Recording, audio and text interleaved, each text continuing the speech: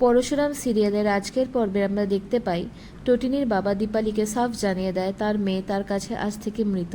তারপর টোটিনির নিজের বোন নন্দিনীকে আমরা দেখতে পাই সে ঘরে ঢোকে আর পরশুরামের নামে খারাপ মন্তব্যের তীব্র প্রতিবাদ করে। অন্যদিকে পরশুরাম যে গুন্ডাটাকে ধরেছিল তাকে তাদের ডেরায় নিয়ে আসে আর ভালো করে 3rd ডিগ্রি দেয় তার কাছ থেকে ইনফরমেশন নেওয়ার জন্য।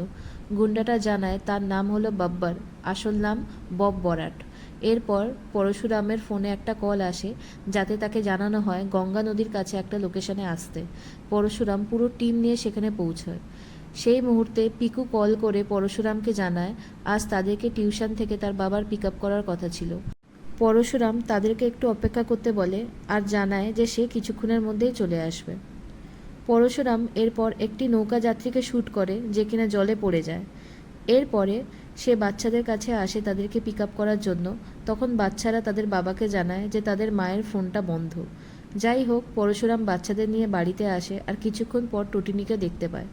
পরশুরাম জিজ্ঞেস করে সে কোথায় ছিল আর তার চুলটা ভেজা কেন। টোটিনি বলল সে স্নান করে এসছে তাই তার চুলটা ভেজা। এরপরে পরশুরাম লক্ষ্য করে টোটিনির হাত ছড়ে গেছে। জিজ্ঞেস করাতে টোটিনি বলে দেয়ালে ঘষা লেগে তার হাতটা কেটে গেছে। পরশুরাম কিছুই বুঝতে পারে না, কিন্তু এটুকু বুঝতে পারে টোটিনি কিছু না কিছু তো লুকোচ্ছে। টোটিনিকে জিজ্ঞেস করে যে তার ফোন কেন বন্ধ ছিল। টোটিনি বলে যে তার ফোনে চার্জ ছিল না। কিন্তু টোটিনির ছেলে কিছুক্ষণ পরে দেখতে পায় যে তার মায়ের ফোনে ফুল চার্জ আছে। এরপর টোটিনি সিচুয়েশন ঘোরানোর জন্য পরশুরামের ওপরেই রাগ দেখাতে শুরু করে। যাই হোক, পরশুরাম ঝামেলা মিটমাট করে নেয়। এরপর পরশুরামের ফোনে একটা ফোন আসে যেটা কিনা পিকু রিসিভ করে আর ফোনের ওই পার থেকে শোনা যায় কেস থেকে সরে যাও, না হলে বিপদে পড়বে। পরশুরাম যেভাবেই হোক সিচুয়েশনটা ম্যানেজ করে নেয়।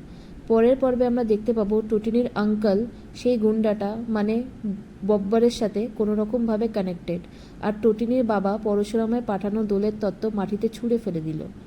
বন্ধুরা, ভিডিও ভালো লাগলে লাইক করুন আর শেয়ার করুন আর আমাদের চ্যানেলটিকে সাবস্ক্রাইব করুন। ধন্যবাদ।